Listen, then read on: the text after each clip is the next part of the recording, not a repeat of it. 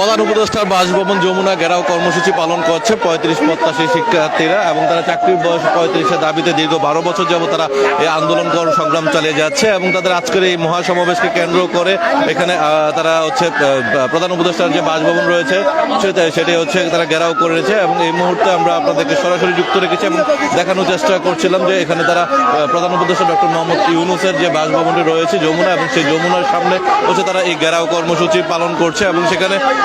এখানে আমরা দেখছিলাম যে আইনশৃঙ্খলা বাহিনীর সদস্য, পুলিশ, এসপিবিএন এবং বাংলাদেশ সেনাবাহিনীর সদস্যরা কিন্তু কঠোর অবস্থান নিয়েছে এবং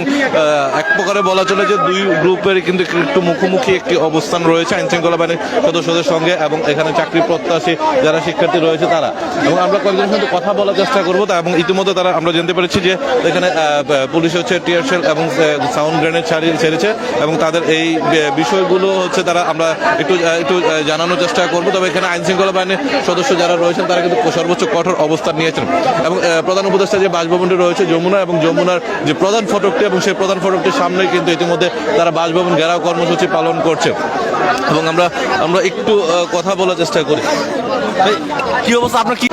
দর্শক, আমরা কয়েকজনের সঙ্গে কথা বলছিলাম এবং তারা যেটা জানাচ্ছিলেন এবং এমনটা যে তারা তাদের এই উপরে যে শান্তিপূর্ণ অবস্থান কর্মসূচির মধ্যে হচ্ছে তাদেরকে হচ্ছে পুলিশের উপর পুলিশ হচ্ছে টিয়ার শেল এবং সাউন্ড গ্রেনেডের মাধ্যমে তাদের উপর আক্রমণ করে। আপনাদের উপর কেন আক্রমণ করলো? আপনারা কি বিশৃঙ্খলা করেছিলাম? এবং তারা কিন্তু তাদের যে অসুস্থতার কথা জানিয়েছে এবং এখানে এক ভাই একটু খুবই অসুস্থ। সরকারের সময় জীবন দিয়ে দাবি আদায় করা হয় কোটা সংস্কার আন্দোলন তার প্রমাণ। তাহলে এই সরকারের সময় যদি জীবন দিয়ে দাবি আদায় করতে হয় তাহলে সেই সরকার আর এই সরকারের পার্থক্য কোথায়? তাহলে আমরা কি বলতে বাধ্য হচ্ছি যে চেয়ার বদলালে কখনো নীতি বদলায় না। মানুষ যখন ক্ষমতা পায় তখন ছাত্র সমাজের কথা ভুলে যায়। ডক্টর মোহাম্মদ ইউনূস স্যার বলেছে তোমাদের দুঃখ কষ্টের কথা বলে আমাদের কাছে মাসে একটা চিঠি দিও, অথচ আমরা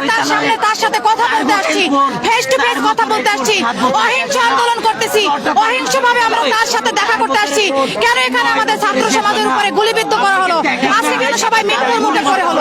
কেন গুলিতে আহত হতে হবে কেন? তার মানে কি? তার মানে আগের সরকারের আমলে যারা আন্দোলন করতো বলতো বিএনপি, জামাত, আর এখন যারাই আন্দোলন করে তারাই ছাত্রলীগ। তাহলে কি এই দেশের ছাত্র সমাজরা কখনো আন্দোলন করতে পারবে না? তাদের দাবি পূরণ হবে না? আবেদনের বয়সীমার মতো যৌক্তিক একটা দাবি। দর্শক, আমরা বেশ কয়েকজনের সঙ্গে কথা বলছিলাম এবং তারা যেটা বলছিলেন যে তারা অযথায় হচ্ছে তাদের উপর আক্রমণ করছে এমনটা জানাচ্ছেন এবং আমরা এই মুহূর্তে দেখছিলাম যে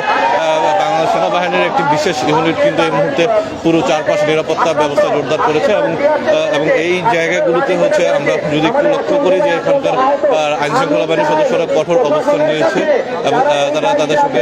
কথা বলছেন এবং বিভিন্ন জায়গা থেকে, এবং এখানে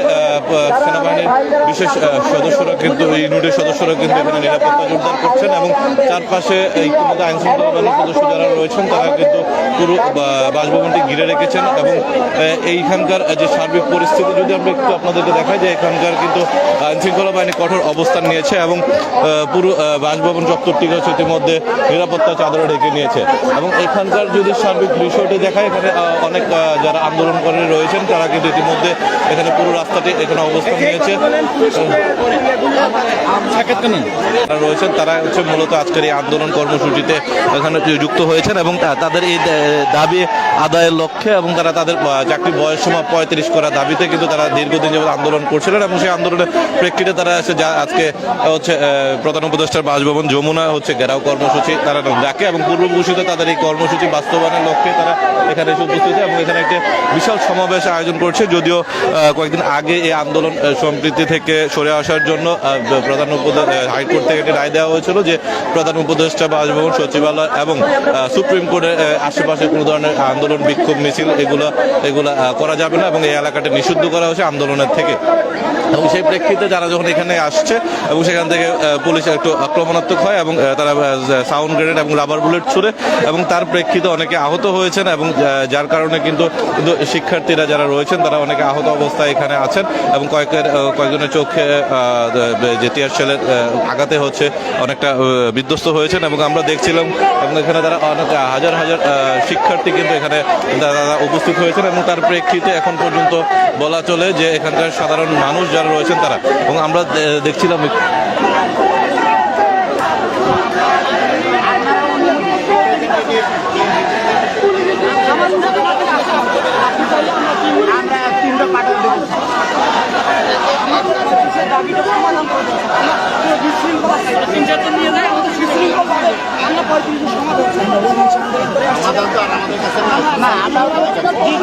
আপনাদের মাধ্যমে জানাবো আপনারা কাজটা তো ভালো করেন না এটাকে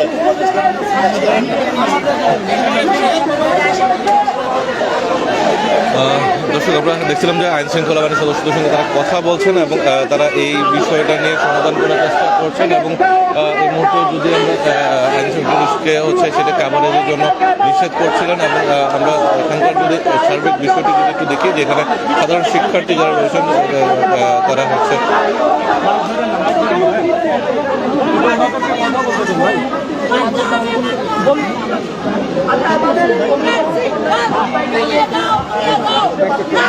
এবং এই মুহূর্তে আমরা দেখছিলাম যে যারা এখানে আসছেন এবং তারা পুলিশের সঙ্গে কথা বলার চেষ্টা করছিলেন এবং তাদের দাবি হচ্ছে তারা তাদের যৌক্তিক দাবিগুলো প্রধান উপদেষ্টার কাছে জানানোর চেষ্টা করছিলেন এবং সেটার জন্য তারা মূলত আজকে এখানে এসেছেন এবং তাদের দাবি আদায় অবগত করার জন্যই হচ্ছে মূলত তারা এখানে আজকে উপস্থিত হয়েছেন এবং এখান থেকে তারা তাদের এই দাবির জন্য প্রধান উপদেষ্টার গোচরে দেওয়ার জন্য তারা এই দাবি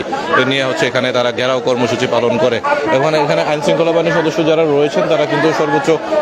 কঠোর নিরাপত্তা অবস্থা জোরদার করেছেন পুরো বাসভবন এলাকায় ঘিরে এবং শিক্ষার্থীরা কিন্তু তারা ইতিমধ্যে এখানে আন্দোলন কর্মসূচিতে অবস্থান নিয়েছেন এবং আমরা এই মুহূর্তে এখান থেকে সর্বশেষ পরিস্থিতি আপনাদের জানানোর চেষ্টা করছিলাম এবং পরবর্তীতে আবার যুক্ত হব নতুন আপডেট নিয়ে।